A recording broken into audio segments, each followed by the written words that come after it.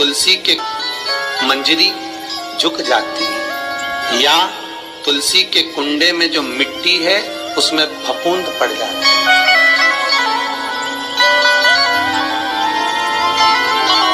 कितना सुंदर बात कही है महाराज। तुलसी के क्यारे में, पद्म पुराण, तुलसी के क्यारे में जो हम जल डालते हैं, वो जल हमने जब डाला और वो जल अगर नीचे गिर रहा है, उसका भी दोष वर्णन है महाराज। उसका भी दोष हमारे शास्त्र में वर्णित किया गया। तुलसी के क्यारे में अगर जल डाल रहे हैं और वो जल जमीन पर बह रहा है, गिर रहा है, उसका भी दोष है। तुलसी के क्यारे में उतना ही जल दिया जाए जितनी मट्टी सोख ले। 2-4 8 बूंद पानी गिरे चल जाएगा। तुलसी के क्यारे में छिद्र रहता है, बूंद बूंद पानी टपक जाए वो चल जाएगा। पर तुमने तुलसी के क्यारे में जो जल भरा, लोटा भर भर के डाल दिया और ऊपर से जो जल कुंडा भरा कर उलीच में से, अर्थात भराने के बाद जो नीचे गिर रहा है, वो दोषपूर्ण है महाराज। उसकी दोष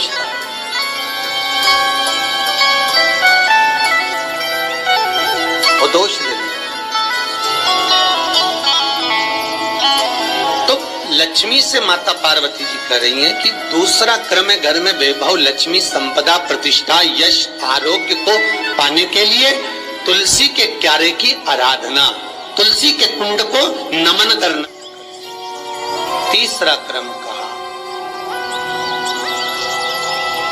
घर में चाहे नल लगा हो, चाहे आरओ का प्लांट लगा हो, पानी का, घर में छोटा छोटा आरओ प्लांट लगा हो,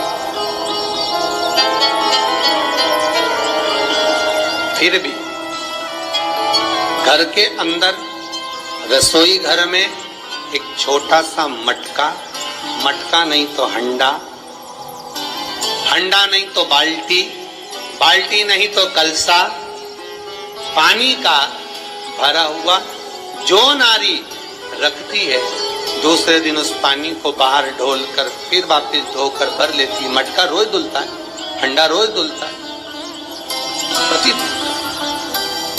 जितना जल उस पात्र में रहता है, भरता है, ऐसे ही घर में संपदा बढ़ती है। चौथा, नारी के मस्तक पर जो चीर होता है, ये पूर्वज इसी चीर से कथा प्रारंभ हुई थी और वहीं पर लक्ष्मी पार्वती के संवाद पर चल रही है महाराज।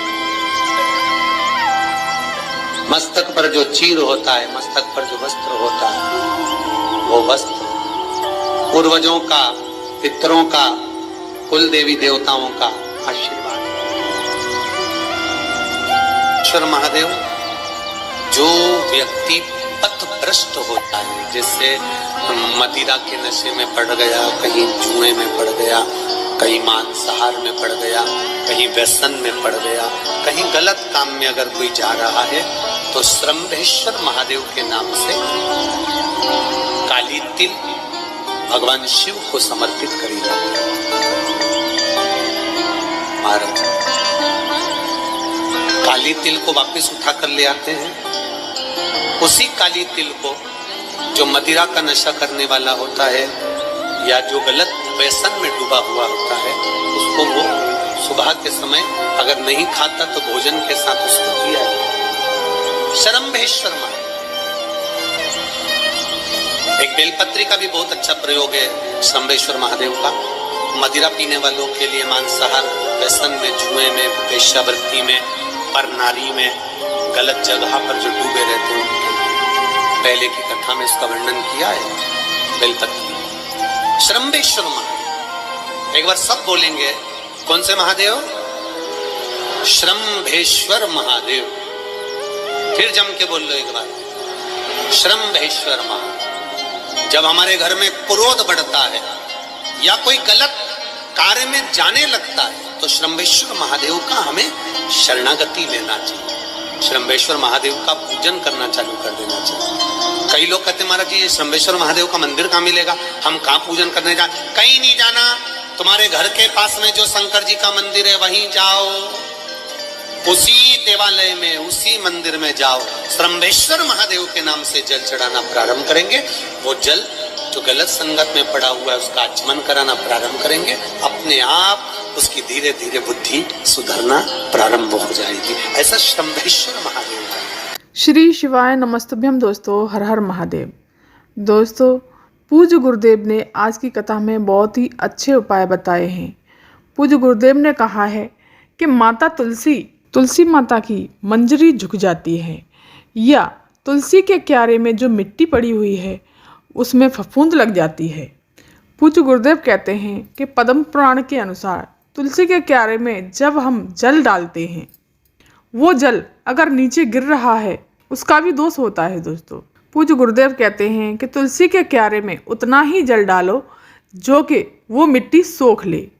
देखो, थोड़ा 2-4 बूंद नीचे गिर जाता है तो कोई परेशानी नहीं है, और छेद है तुलसी के क्यारे में तो 1-आध बूंद निकल जाए तो कोई दिक्कत नहीं है। इतना नहीं होना चाहिए कि तुलसी के क्यारे से जल एकदम से ज़्यादा ही ज़्यादा बहने लगे। इतना अगर डालते हैं तो इसका भी दोष होता है। तो लक्ष्मी जी से माता पार्वती कहती हैं। दूसरा क्रम है घर में वैभव, लक्ष्मी, संपदा, यश, आरोग्य, प्रतिष्ठा पाने के लिए तुलसी के क्यारे की आराधना और तुलसी के कुंडे को नमन करना। पूज्य गुरुदेव ने ये बहुत अच्छी बात कही है कि तुलसी माता की पूजा करनी चाहिए और तुलसी के क्यारे को हमेशा हमें साफ सुथरा रखना चाहिए और मंजरी को समय समय पर तुलसी माता से उतारते रहना चाहिए। और तुलसी के क्यारे में ध्यान रखें कि फफूंदी ना पड़े, इससे भी आपके घर में दरिद्रता का वास होता है। तीसरा क्रम है माता पार्वती लक्ष्मी माँ से कहती हैं, घर में आपके चाहे नल लगा हो चाहे आरओ लगा हो, फिर भी आपको अपने घर के अंदर रसोई घर में एक छोटा सा मटका, अगर मटका नहीं तो हंडा, हंडा नहीं तो बाल्टी, और बाल्टी नहीं तो कलसा पानी का भरकर जरूर रखना चाहिए। भरा हुआ जो नारी रखती है उसे दूसरे दिन बाहर पानी को डालकर फिर से दोबारा साफ करके उसको रखती है। मटका रोज धुलता है दोस्तों, हंडा रोज धुलता है। जितना जल उस पात्र में रहता है उतना ही आपकी संपदा बढ़ती चली जाती है। चौथा क्रम बताया है पूज्य गुरुदेव ने कि माता पार्वती जी लक्ष्मी माता से कहती हैं, मस्तक पर जो चीर होता है, मस्तक पर जो वस्त्र होता है, वो हमारे पूर्वजों का, पितरों का और कुल देवी देवताओं का आशीर्वाद होता है।